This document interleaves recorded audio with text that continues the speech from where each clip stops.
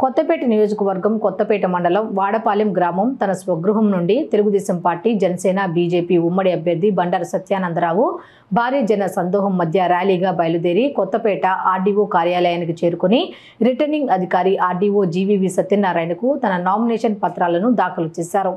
మరో నామినేషన్ సెట్ను సత్యానందరావు సతీమణి కమలారాణి ఆర్డీఓకు అందజేశారు.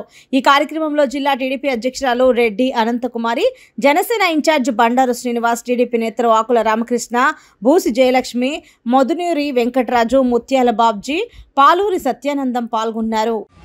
నామినేషన్ వేసిన సందర్భంలో కొత్తపేట నియోజకవర్గ ప్రజానీకం, కొత్తపేట నియోజకవర్గ ఎన్డీఏ పార్టీల కుటుంబ సభ్యులు, యువకులు, మహిళలు, పెద్దలు అందరూ కూడా పెద్ద ఎత్తున హాజరై ఈ నామినేషన్ కార్యక్రమాన్ని విజయవంతం చేసినందుకు వారందరూ కూడా హృదయపూర్వకమైనటువంటి కృతజ్ఞతలు తెలియజేసుకుంటూ ఉన్నాను.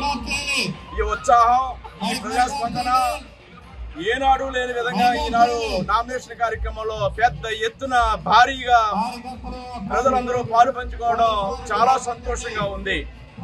మరి ఉత్సాహం చూస్తూ ఉంటే రేపు వచ్చే ఎన్నికల్లో మరి రికార్డు మెజార్టీ తోటి రేపు మే 13న సైకిల్ గుర్తుపై ఓటు వేయడానికి ప్రజలు వేస్తున్న ఆ బటన్ నొక్కుతున్న తాకిడికి రేపు ఈవీఎంలు కూడా తట్టుకోలేనటువంటి పరిస్థితి రేపు కొత్తపేట నియోజకవర్గంలో మే 13న చూడబోతున్నాం అనే విషయాన్ని తెలియజేస్తూ ఉన్నాను.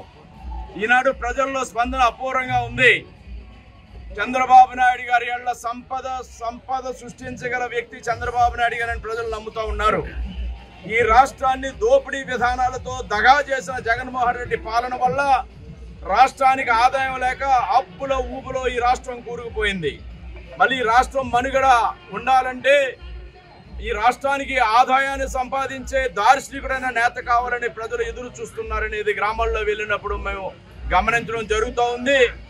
సంపద సృష్టించగలడు, ఆ ఆదాయాన్ని ప్రజలకి అందించగలడు.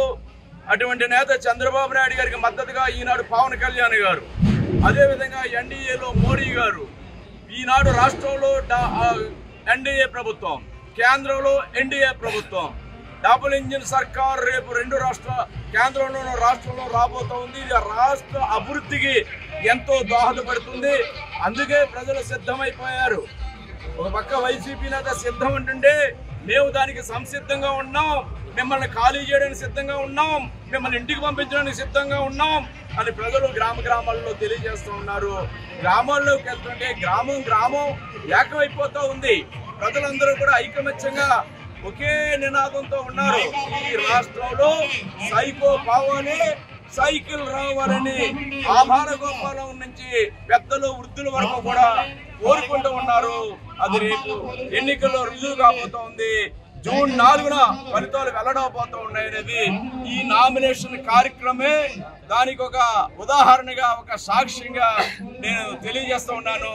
ఇంకొక ఉదాహరణ, ఈనాడు వైసీపీ పార్టీలో ఉన్న నేతలు ఈనాడు మా నాయకులకి మాకు కూడా ఫోన్లు చేసి అభినందిస్తున్న పరిస్థితి ఉందంటే ఈనాడు వైకాపా నాయకుల్లో ఏ విధంగా వాళ్ళు రేపు వచ్చే ఎన్నికల్లో ఎన్డీఏ ప్రభంజనం రాబోతూ ఉంది, మేము ఓడిపోతున్నాం అనే దానికి సంకేతాలు. కానీ అంటే వైకాపా నేతలు కూడా ఈనాడు మమ్మల్ని ఫోన్లో అభినందించే పరిస్థితి ఉందంటే వాళ్ళు ఏ స్థాయిలో ఉన్నారనేది అర్థం చేసుకోవాలని కూడా ఈ సందర్భంగా తెలియజేస్తా ఉన్నా.